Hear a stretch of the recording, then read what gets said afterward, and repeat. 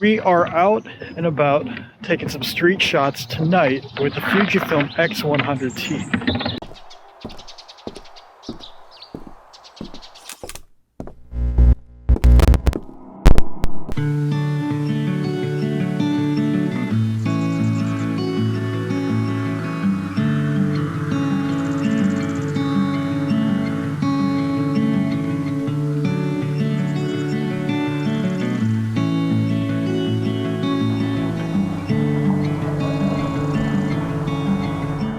The autofocus on the X100T is pretty okay. It's a 10-year-old camera and it tends to hunt a little bit more than I would like, but again, it's about a decade old at the making of this video.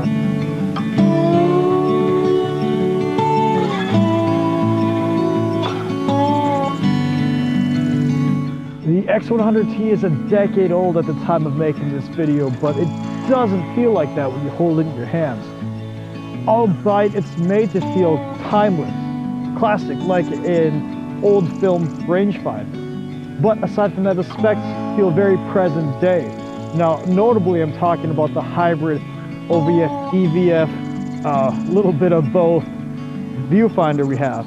And yes, Fujifilm has since eclipsed the 16 megapixel sensor with the 26 in the X Pro 3, and even their 40 megapixel sensor seen in like the X-T5. Now, do you need all those megapixels? Subjectively, I don't think so. I feel like 16.3 or whatever the X100T is a perfect medium when it comes to file size and resolution. A brief moment of silence is necessary for the X100T because it has passed away in the cold. It's crazy. There's literally not enough time in the day to make a video outside, and my gear just hates this weather. So we're gonna go back into the cozy indoors and talk about the X100T. Well, I got some dusk shots if you want to see those. I didn't get much B-roll. The shots I did get were filmed with the X100T, so enjoy it.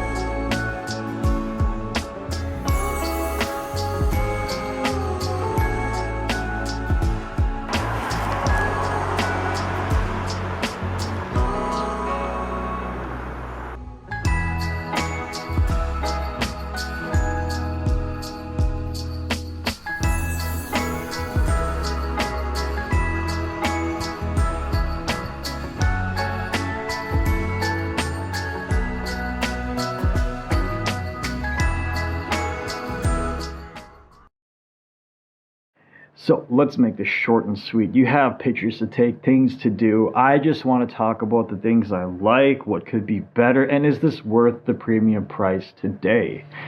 So a few things I like about this camera. Obviously the ergonomics are amazing. Now I did add the grip because I have large sausage fingers and it just helps in my hand. But the body feels so great. The ergonomics are amazing. The magnesium alloy build with the stippling and the leather just feel right. I just have a thing for silver cameras that patina like this. It just looks timeless, which is the name of the game with the X100 series. The hybrid viewfinder is incredible. The 16 megapixel file size is perfect for a crop sensor. I love the fact that it has a built-in ND filter and a 2.5 millimeter mic jack. I think that's what it is. In theory, you could do hybrid shooting with it if needed. The customizable buttons on the back are slick, so I can use it how I want to. The things that could be better: autofocus tends to hunt more so in low light, but it's to be expected for an older camera. People complain about the lens being soft around the edges at f2, but it doesn't really bother me because usually if I'm shooting wide open like that, I'm not going to need corner to corner sharpness. And to backpack, if you're looking to use this for any hybrid shooting, don't expect 4K or any in-body stabilization. But again, it's an older camera, right? Is it worth the price, and why is it so expensive today? First things first, if I hold this in my hands, it feels premium, like a $700 to $1,200 camera should. And although it was released at $1,200 and selling for maybe what I said, $700 to $850 on today's market, it wasn't always this expensive. A couple years back, you could find this camera a few $100s cheaper. And the reason for this is not as complicated as you might think. It got TikTok famous, not the X100T in particular, but the series.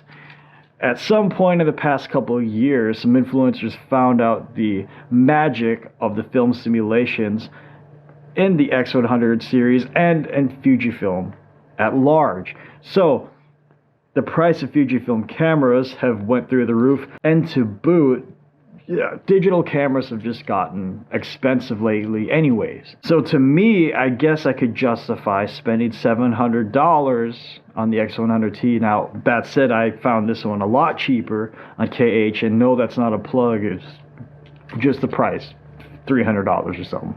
But if you're looking for a camera to emulate that rangefinder experience that isn't crazy expensive or sold out like the newer iterations, while still maintaining what feels like a very modern camera today, the X100T might be the one for you.